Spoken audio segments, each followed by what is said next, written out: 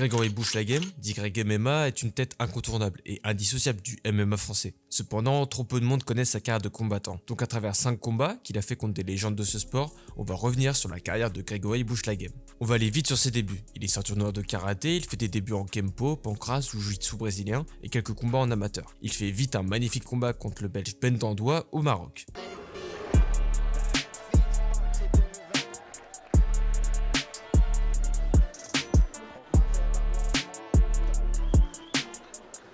On arrive très vite à la première légende, l'anglais Mark Ware, le 36e mondial dans sa catégorie à l'époque. Un striker au CV long comme le bras, invaincu en kickboxing, double champion de taekwondo à 21 ans et qui a entre autres le combat le plus rapide de l'UFC à cette époque en 10 secondes. Une fois sorti de l'UFC, il profite de sa réputation de striker pour surprendre ses adversaires et les étrangler. C'est à ce moment-là qu'il croise la route de Greg, qui lui fait son deuxième combat professionnel. Mark Ware n'avait pas tort, car il arrive à l'amener au sol. Seulement Greg lui place un Kimura sweep pour être remonté, puis conclure par un étranglement arrière.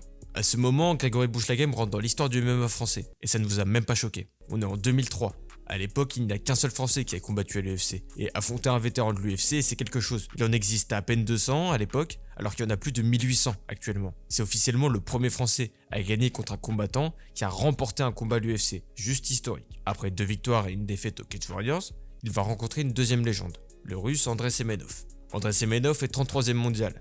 Il est vu par tous comme un monstre qui va vous détruire debout ou vous achever au sol. Il sort du Pride et de l'UFC. Il totalise 28 victoires, 10 KO, 15 soumissions pour seulement 6 défaites. Ce combat a lieu à Saint-Pétersbourg pour un affrontement France vs Russie dont il est en tête de gondole.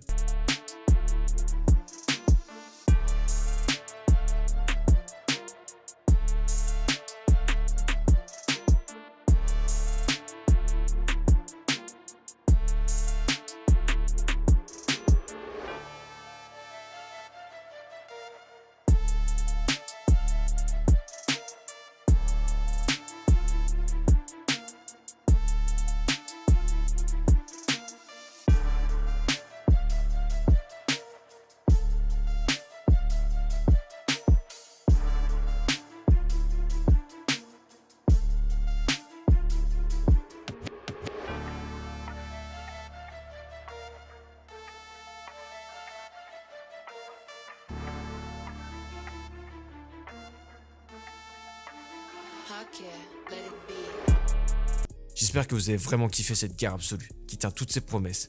Greg s'impose même par décision unanime. 4 mois après, on lui propose un tournoi en Angleterre. Son premier combat est contre Joe Cao, le 57e mondial de l'époque qui finira par être classé 15e mondial lors de son passage à l'UFC. C'est un expert du jiu-jitsu brésilien. À cette époque, sur 7 victoires, il compte 6 soumissions. Plus tard, il va même remporter les championnats du monde de jiu-jitsu brésilien. Et désormais, il est ceinture noire, 5e dan. Il fait partie d'une génération dorée dans le MMA brésilien, avec José Aldo, Bigfoot Silva ou Junior Dos Santos.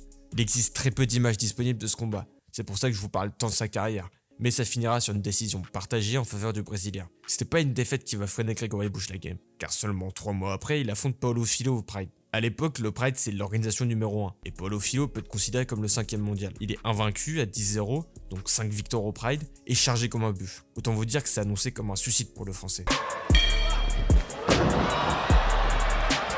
Ouais, un mauvais kick et ça commence franchement mal pour Greg, qui se retrouve sous un expert du grappling. Mais c'est loin d'être fini. Greg ne se laisse pas contrôler et résiste bien à la pression de son adversaire. C'est franchement dur. Il se fait allumer, mais il n'y a pas d'ombre sans lumière. Pound. Wing blocking is Bouchlaghem. Wow, the length. Whoa. Oh, beautiful. Une sortie peu académique qui sort de nulle part et le combat est relancé. À ce niveau, faut user d'intelligence et de technique. Quitte à être amené au sol, autant tenter une clé d'épaule. Mais les éclairs de génie, c'est bien. Mais ça continue de plus belle. And it's like that game at the carnival almost, Craig. You know, you punch down the gophers. That's almost what we. En plus, les règles vont pas l'aider. Là, vous pensez que comme il est acculé dans le coin, il va les relever ou arrêter le combat. Non, à l'époque, tu reprends la même position, mais au centre du ring. Voilà, le MMA français, c'était un peu ça à l'époque. Il se fait défoncer pendant 15 minutes, mais il va jamais abandonner. La résilience à toute épreuve, que ce soit le lundi à Épinay-sur-Seine, ou le samedi, dans la banlieue de Tokyo contre le futur numéro 1 mondial. Sans oublier de respecter son adversaire. Son honorable carrière aurait pu se finir ici, mais on lui propose un combat pour la ceinture du Cage Warriors.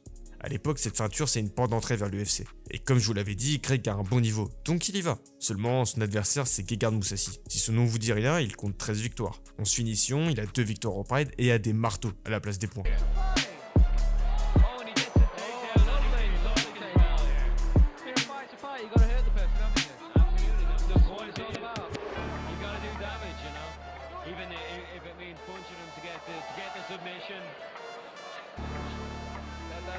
a big part of the game. Yeah, oh, nice shoulder strike there. Gregory seems to be using all of his full frame. Good news today. That's a big frame. He's a big middleweight. How tall is he? 6'3"? He's 6'2". Oh, 6'2". He's up there with the same height as Mark Greer. Much more solid who goes the racket.